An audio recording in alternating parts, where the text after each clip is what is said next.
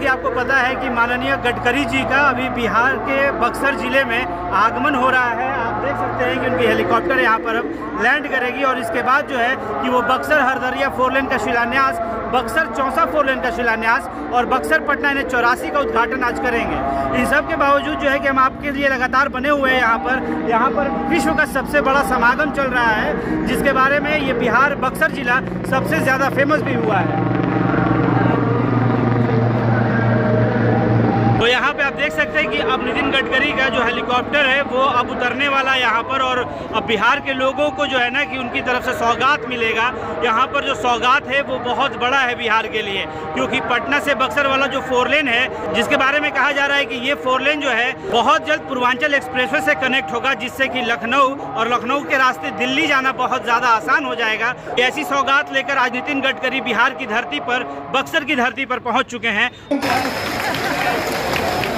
आप सभी लोगों से अपेक्षा है कि इस कार्यक्रम को विधि पूर्वक चलाने दिया जाए।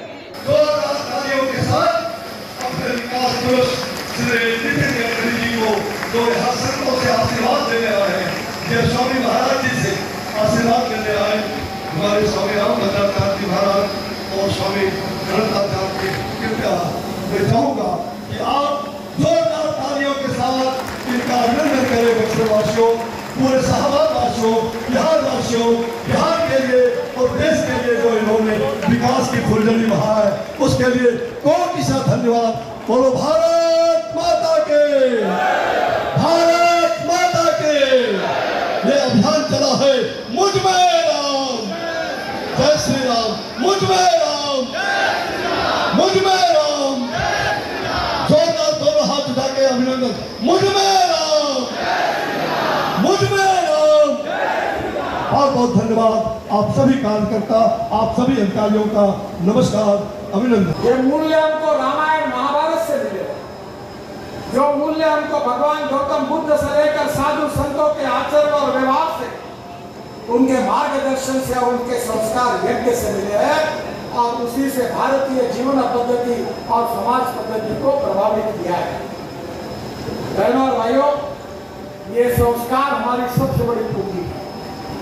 ये बड़ी बड़ी नदियां, ये बड़े बड़े कारखाने, ये बड़े बड़े रोड, ये सब कुछ हमारे लिए आवश्यक है, और इन सब के साथ जिस मूल्याधिष्ठित जीवन पद्धति और समाज पद्धति के साथ हम चल रहे हैं, जो जीवन दर्शन भगवान मर्यादा पुरुषोत्तम प्रभु रामचंद्र जी ने हमको दिया है, उसी का हम बार बार मनन करते हैं, चिंतन करते हैं। अश्विनी जी का ये जो प्रयास है, ये भूतकाल का ये गौरवशाली इतिहास, ये संस्कार, आज इस कार्यक्रम के द्वारा इसका मनन चिंतन करके ये संस्कार मेरे सहित आप सबके जीवन को संस्कारित करे, प्रभावित करे, और उसको एक जीवन दृष्टिकोण प्राप्त करके दे, करके दे, इसके लिए है।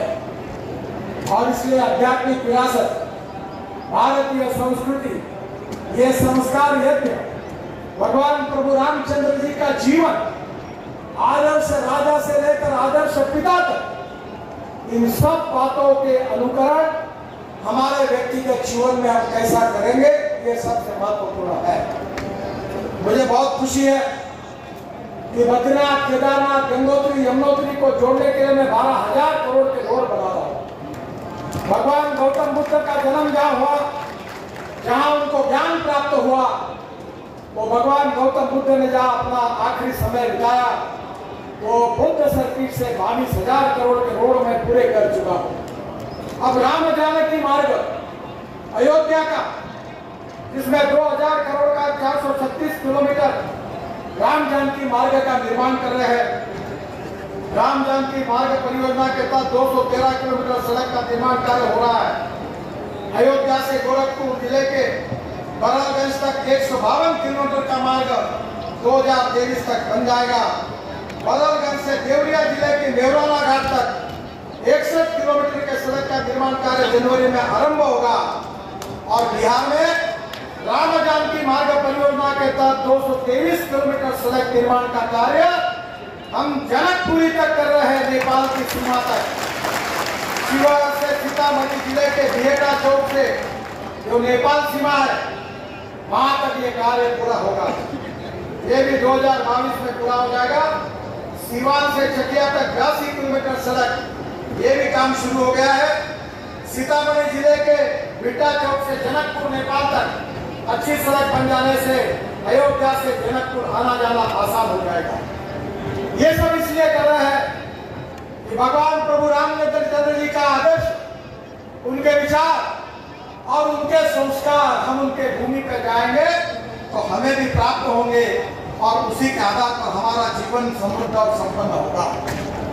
एक बात जरूर है, जो बात मैं आपको कहना चाहूंगा कि आज जो चिंतन हो रहा है, मनन हो रहा है, जो संस्कार यज्ञ हो रहा है, जो साधु संतों का मार्गदर्शन मिल रहा है, वो हमारे व्यक्तिगत और सामाजिक जीवन को संस्कारों के आधार पर आदर्श जीवन के रूप में उसको प्रस्थापित करने के लिए मार्गदर्शन हमको मिल रहा है। बहनों और भाइयों, ये भारत भूमि है, ये हम सबका देश है। ये देश भय, भूख, आतंक और भ्रष्टाचार से मुक्त होना चाहिए। भगवान रामचंद्र जी का जो राम राज्य था, जिसको महात्मा गांधी जी ने राम राज्य के रूप में कहा था कि राम राज्य निर्माण होना चाहिए, वो राम राज्य निर्माण करना यही हमारा संकल्प है। और ये संकल्प पूरा करने के लिए ज्ञान, विज्ञान, तंत्र विज्ञान, innovation, entrepreneurship, science, technology, research scheme, इसको हम नॉलेज कहते हैं, ज्ञान कहते हैं। Knowledge as a power. और आज हम सबको ये भी सोचना है, एक तरफ हमारे आध्यात्मिक मूल्य, एक तरफ हमारे जीवन मूल्य, एक तरफ भगवान प्रभु रामचंद्र का आदर्श, मर्यादा पुरुषोत्तम प्रभु रामचंद्र का आदर्श है, और दूसरी ओर ज्ञान, विज्ञान, तंत्र विज्ञान लेकर हमें विश्व में प्रथम क्रमांक का राष्ट्र बनना है, आत्मनिर्भर भारत बनना है। हमारे प्रधानमंत्री मोदी जी ने कहा है कि हमको $5 ट्रिलियन की इकोनॉमी बनाना है। हम आर्थिक शक्ति मजबूत बनाएंगे और हमारे अध्यात्म के आधार पर, भारतीय संस्कृति के आधार पर, रामायण महाभारत के आधार पर, साधु संतों के आदर्श और विचारों के आधार पर एक तरफ भौतिक प्रगति होगी, दूसरी तरफ विश्व का कल्याण होगा। हम यही कहते हैं, हम ये नहीं कहते कि मेरा कल्याण पहले हो, हम ये कहते हैं कि विश्व का कल्याण हो। सर्वे सुखिनः सन्तु सर्वे सन्तु निरामया। मेरा कल्याण हो, ये हमारी संस्कृति, इतिहास, ये साधु संत हमको ये नहीं कहते कि आपका हमारा कल्याण, हम कहते हैं विश्व का कल्याण। कर्मण्येवाधिकारस्ते मा फलेषु कदाचन। हमें काम करते रहना चाहिए, संस्कारों को ग्रहित करके हमारे व्यक्तित्व को सुसंस्कारित करके समाज में आदर्श व्यक्ति के रूप में हमें कार्य करना चाहिए। और जब एक एक व्यक्ति के मन में संस्कार यज्ञ से परिवर्तन होगा, मूल्याधिष्ठित जीवन पद्धति, परिवार पद्धति, समाज पद्धति पूरी तरह से प्रस्तावित होगी। प्रभु रामचंद्र के आदर्श और संस्कार हमारे जीवन का एक पार्ट बनेंगे और उसी के अनुरूप ज्ञान, विज्ञान, तंत्र विज्ञान के आधार पर हम विश्व में प्रथम स्थान पर जाएंगे, विश्व गुरु बनेंगे। तब सही अपने राम राज्य का निर्माण होगा। और इसलिए ये मार्च केवल एक यज्ञ नहीं है। प्रभु रामचंद्र के आदर्शों को, उनके विचारों को, उनके संस्कारों को, उनके मूल्यों को अपने जीवन में ग्रहण करके अपने जीवन को समृद्ध संपन्न बनाने की भावना से अश्विनी जी और उनके सभी सहयोगी ने किया हुआ ये संस्कार यज्ञ हम सबके जीवन को बदलने के लिए है। और ये साधु संतों का आशीर्वाद से मैं प्रभु रामचंद्र के चरणों में प्रार्थना करता हूँ। और मैं प्रार्थना कर रहा हूँ, इसको विवेकानंद जी की भविष्यवाणी का आधार है। विवेकानंद जी ने कहा था कि 18वीं सदी जो थी वो विश्व के इतिहास में मुगल सल्तनत की सदी थी। 19वीं सदी जब आई तो सब तरफ यूनियन जैक अंग्रेजों का झंडा लहर रहा था। 20वीं सदी जो आई वो सदी जो थी वो एक प्रकार से अमेरिका एक सुपर पावर करके विश्व के सामने आई है। अब बहनों और भाइयों, अब 21वीं सदी की शुरुआत हुई है। ये मैं नहीं कह रहा हूं, ये विवेकानंद जी कहकर गए हैं 21वीं सदी अगर किसकी है विश्व में तो हिंदुस्तान की है और भारत की।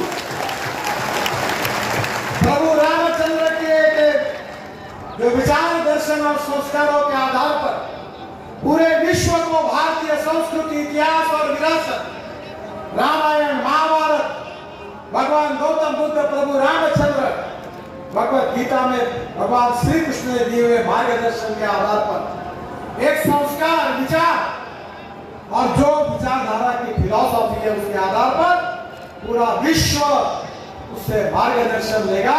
ये भविष्यवाणी विवेकानंद जी की है। मुझे बहुत खुशी हुई कि अश्विनी जी ने मुझे यहाँ बुलाया, इस पवित्र भूमि पर साधु संतों का आशीर्वाद लेने का मौका दिया और इसमें मैं भी साधु संतों से हाथ जोड़कर विनम्र अभिवादन करता हूँ और इस देश के लिए, इस समाज के लिए, भारत को विश्व गुरु बनाने के लिए हमारे हाथों में वो ताकत दे, शक्ति दे और भगवान की कृपा से ये ईश्वरीय कार्य पूरा करने के लिए हमें आशीर्वाद दे, यही उनके चरणों में मैं प्रार्थना करता हूँ। अश्विनी जी को और उनके सभी सहयोगियों को दिल से बहुत बहुत धन्यवाद देता हूँ। साधु संतों के मंच पर अभी सभी अतिथियों के अश्विनी जी की क्षमा मांगता हूँ, आप सबकी क्षमा मांगता हूँ। भगवान आप सबका प्रभु रामचंद्र कल्याण करे, आप सबको आशीर्वाद दे, आपका जीवन सुखमय मंगलमय हो, हमारा देश भय, भूख, आतंक, भ्रष्टाचार से मुक्त हो, सुखी, समृद्ध, संपन्न, शक्तिशाली हिंदुस्तान एक राम राज्य के रूप में हो, यही आशीर्वाद भगवान रामचंद्र हम सबको देंगे। इसी भाव के साथ अपनी बात को समाप्त करता हूँ। धन्यवाद, नमस्कार।